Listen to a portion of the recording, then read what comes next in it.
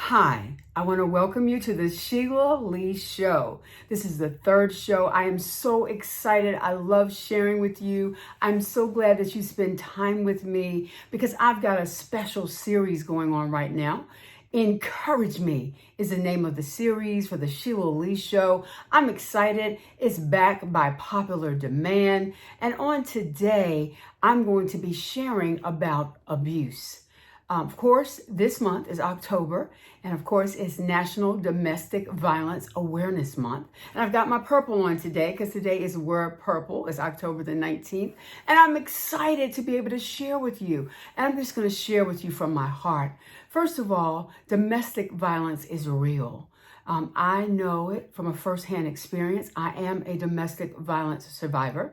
And before I go any further, let me just let you know that it's from a previous marriage. Let's just stop right here with the testimony because I want to kind of give you the end first. I was truly, truly blessed after being in a domestic violence relationship for 11 years, wherein my husband actually committed suicide. So I know a lot of things about a lot of things, especially about abuse and dealing with even someone who commits suicide. But on today, I'm going to be sharing again my testimony. Starting at the end, I have a Cinderella story because I was blessed after being abused for 11 years. I was blessed to be able to have God find the husband for me. That's what am I saying? Okay. So you know that he that finds a wife finds a good thing. So just bear with me as I give the testimony. So I'm excited that my husband found me. And I'm grateful because he loves me as Christ loves the church. I am also grateful because I know what real love is. And that means a lot. So I wanted to tell you the end. The end of the story is awesomely, phenomenally blessed because I know what real love is about. And love is not hitting someone. Love is not taking blows wherever they may come, whether it's physically or mentally. So I'm going to back up a little bit, kind of gave you the end of the story. And again, I was in an abusive relationship for 11 years. You said, well, you're a smart young lady. How could you be in an abusive relationship? Well, it all started off because I loved my husband. At that time, I was just, oh my goodness, the sun rose, it set, and you just never think it's abuse. I mean, the fact that he didn't like something that I said and he hauled and slapped me. The fact that, we were in a car one time. There are a few things that I remember vividly, and I always like to give him my testimony. We were riding down the road, we were in the car, and I remember him just taking his hand and back slapping me. I mean, wow, it was like a real whomp, I remember that. And riding in the car with him, he was driving. It wasn't safe. I know that also I remember I had this is interesting, it was a pink sweater. And we were at home, and I remember that I said something he didn't like. I didn't mop the floor the way he wanted me to mop it, or whatever the situation was, something to that effect. And thank God it wasn't hot, scalding water. We had a pan with water on the stove, and he took it and he poured it from the top of my head all the way down on that pink sweater. And of course, this is also National Breast Cancer Awareness Month, so this is just a good way to put in a plug for that as well. Get checked. But I'm telling you, he did that, and I was like, oh my God, it could have been scalding hot water, but it wasn't, thank God. And so I'm here today to tell my testimony and to encourage someone out there, first of all, with the Encourage Me series. If you're that person that you can relate to what I'm talking about, you're in a relationship right now, this very moment, where there's someone that's abusing you, they're physically abusing you, they're hitting you, they're mentally abusing you, they're calling you all kinds of names and telling you you're not good enough, and telling you, as I was told in the past, that my mother didn't want me. I was told, how just derogatory things, nothing but negative things. And I'm telling you, it makes a difference in your life when that's all you hear for 11 years. And then not only that, but I can remember my brother telling me that he was expecting a call from the police saying my sister was out there, his sister was me, that was out there in a white bag, meaning I was dead. I'm telling you, it's real. So I'm sharing from my heart on today. I'm talking to you, If you are in a situation or you know someone who is being abused, they've confided in you and they've told you what's going on, please make sure that the first thing you do is that you get them to a safe place. And if that's you, get to a safe place.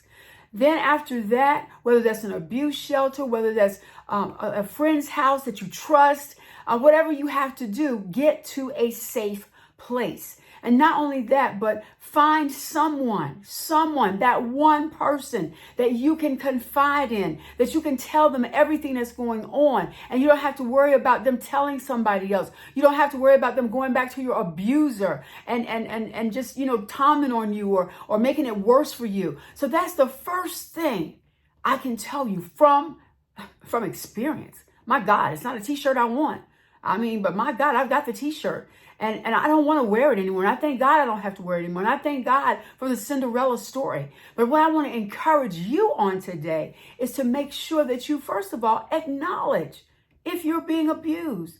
You say, oh, well, he just pushes me sometime. Not only that, but he just is so mean. Oh my God. It's just a mean man. He's got a terrible temper. Oh my God. Think about this. Sheila. Those are some of the signs that could be of abuse. Not only that, but loving relationships, as I have learned now for 25 years with my husband. And let me just back up. I thank God for my husband, Pastor Robert E. Lee. He loves me as Christ loves the church. He takes care of me. He honors me. He does all the things that Christ says that a husband should do for a wife. And that, a husband should love his wife as Christ loves the church. I know what real love is. I also can tell you about some situations that wasn't real love. I can tell you about in the past, I have remembered where I've cooked a fabulous dinner and anger rose up just out of nowhere. The abuser, who was my husband at that time, and took the plate and threw it to the wall. Just last plate. Psh. I've seen times when it wasn't loving touches. It wasn't the knight in shining armor thing. In fact, it was terrible. And I'm so glad that I lived. Oh my God, I thank God that I lived through that traumatic experience. And not only that, but I've been healed in my mind and in my heart so that I can share with you. I can share with you from a whole different perspective. I can share with you from being in it. I can share from you with letting you know that you don't have to stay in it. I can share from you to let you know that I was in it for 11 years. And let me just tell you this. I remember the times when it was, I'll never hit you again. I don't know what came over me. I'll never hit you again. Well, never happened until I left, until God helped me to leave. Because I wasn't going anywhere. I was from the school where, you're going to make this marriage work. You're a Christian and, you know what to do. And you know what the word says about a wife and being a virtuous woman. And, but I also know that it's not of God to be hit upside your head. It's not of God to be shoved. Those are not godly characteristics. So if you're having a little twisted because of what people have said and because they say you need to stay in this, old school said, no matter what, you married him, you made vows. Well, let me just tell you this. God understands and God knows. And he also knows what situation you're in right now. I know of people who didn't live to tell their testimony. I know of people who have family members who were stabbed and killed and under the hand of an abuser. And I want to tell you on today, this is real. This is real. And I want to tell you too, I remember my mother telling me, thank God my mother is blessed and doing well. And I thank God for that. She'll be 85, Lord willing, in November. But I'm telling you, she told me how many times she went to the altar. She said, I wore out a space at the altar praying for you, Sheila, praying for you, praying that God would deliver you, praying that God would open your eyes, praying that you would see you don't have to stay there. And of course I was like, oh, wow. In my thinking at that time, I was like, well, I don't want to be by myself. We had a son, my son Joseph, and I don't want to be by myself, and I want him to have a father. And, oh, I used every excuse in the book. I don't think there was one that I didn't come up with to leave, to stay in that abuse. But there is no excuse to stay in abuse. No excuse. There's no reason. Financial is not a reason. Sex is not a reason. Being alone is not a reason. There is not a reason to be hit, to be beat, to be abused. There is not a reason. Look at me. I said not a reason. So if it's you and you're in that situation, I want to just share with you right now. I'm going to be posting on the S4JW Encourage page and on my YouTube page. This video will be posted on today. But I also will be posting the numbers where you can get help, the domestic violence hotline. You can Google it if you need to. But I will be posting that. So make sure you look forward to seeing that on the YouTube page. Also on my website, s4jwencourage.com. You can go there. I'm going to be posting some information. But I'm just telling you, from my heart to your heart, abuse is real. Stop it. Don't stay there any longer. Get out. Get safe. Find someone that you can talk to. Someone you can confide in. You said, well, I don't have any family. Go to a church. Find a pastor. If you're in a church and you can trust your pastor to talk to them. If you need help, find somebody that you can talk to. Somebody that can help. Well, I was like, well, if I leave him, yeah, I know I'm getting hit upside the head. Yeah, I know I'm getting slapped. I know that there's some terrible situations that I'm going through. And when I was in that situation, but I'm telling you, I was like, but I don't have any money. How am I going to make it? I got a son. How am I going to make it? But I'm going to tell you, a way will be made. You will be victorious. You can get out of abuse. I can't say that enough. And you can live to tell your testimony. In fact, if you stay in abuse, there's a chance you might not be able to tell your story. Many people have not had the opportunity that I'm blessed with to share with you right now. So, what are you saying, Sheila Lee? I'm encouraging whoever it is that's watching right now, get out. Get out. No more excuses. You don't have to have someone slap you upside your head. You don't have to. I even remember there were so many times. I'm just bringing up a few to just encourage you on today that you don't have to be there. You don't have to stay in it. I can remember my husband at that time, who was the abuser, went to church. He would serve communion. He was a minister. So I'm telling you, what are you saying, Sheila Lee? Well, I'm going to stay because spiritually, I know that God's going to help me. And he is going to help you get out. That's what he's going to do. He's going to help you get out of that situation. Well, he's a deacon. He's a pastor. He's a minister. He's a bishop. I don't care who he is. I don't care what his title is. If he hits you, it's abuse. And you need to say today, wow, she just described my situation. Wow, I need to get out. And I'm praying on today that whoever is watching and whoever you share this video with, that they'll have a come to Jesus meeting, if you want to call it that. They'll have a time when they'll say, hey, I don't have to be abused. Thank you, Jesus. I don't have to be abused anymore. And maybe that abuse is it's not physical. Maybe they just talk down to you. Maybe they make you feel like nothing. Maybe they just always tell you you're not good enough. You can't do this. Let me tell you something. An abuser has some issues. And I'm going to flip it in just a minute. But right now, I'm talking about you. I'm talking about your friend. I'm talking about maybe your mother, your aunt, your cousin, your grandma. And if it's a young man that's being abused, my God, you don't have to take it. There are some things in life that you just don't have to take. And you do not have to take being abused. I am a domestic violence survivor. See, you don't look like it. Thank God. I don't smell like smoke. I don't smell like what I've been through. I don't look like what I've been through. My God, thank God. So what are you saying, Sheila Lee? I'm saying to you, from my heart, you don't have to take abuse. You don't have to have someone talk down to you. You're no good. You'll never be no good. I need to hit you. You need to have somebody hit you upside your head. No, you don't. No, you don't. Nobody should ever hit you upside your head. Let me tell you something. If your mother or your father or your grandma or whoever it was that raised you, they raised you. You don't need anybody else to raise you by putting their hands on you in any way. Let me just make it plain. Let me make it plain for you today. From my heart. From my heart. I pray every person that's being abused will see this video and that you'll remember, hey, that lady said, if you don't even remember my name is Sheila, if you don't remember my name, that's fine. You remember that you don't have to be abused, okay? And there's signs of abuse. One of them is they try to keep you away from your family. My goodness.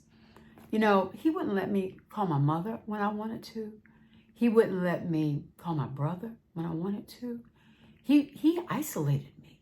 He made sure, the abuser, whoever your abuser is, maybe it's not your husband, maybe it's your boyfriend, your boyfriend, your whoever you living with, or whoever is in your life right now. I don't know who that person is, but they're abusing you. It doesn't have to be a husband. It's just my testimony is it was a husband.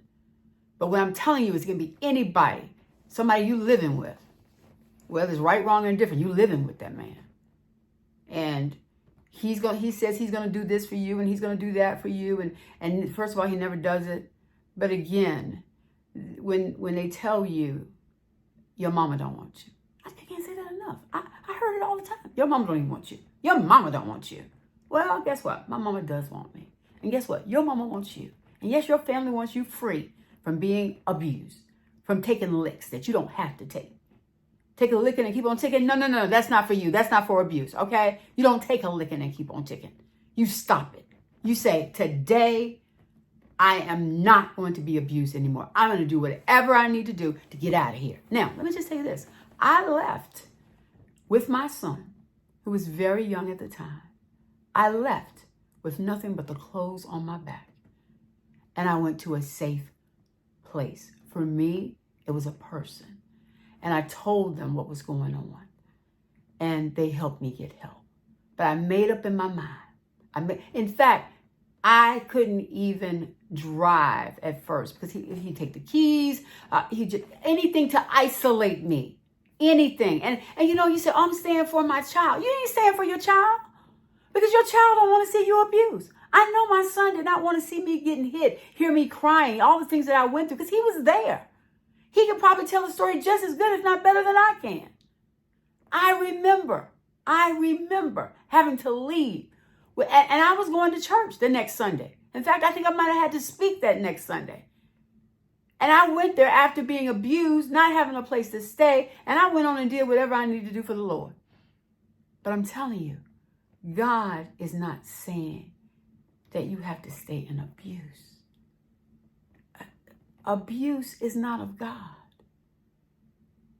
My goodness. Wow. It's not of God. And it's just not good, period. You say, well, I don't know God. Okay, that's fine. But what I'm trying to tell you is you need to get out. Because I would love to know that because I shared my testimony from my heart, you made the decision and you told your friend and you told your grandma and you told whoever. She said you need to get out. She was in it for 11 years. Okay? You said, wait a minute. You just did a gospel music video. You have your own show, the Sheila Lee Show. You have your career endeavors as a radio announcer. You've written 2 books. You got 90 vignette programs. And you're telling me you were I'm telling you, I was in an abusive relationship in the past. Okay?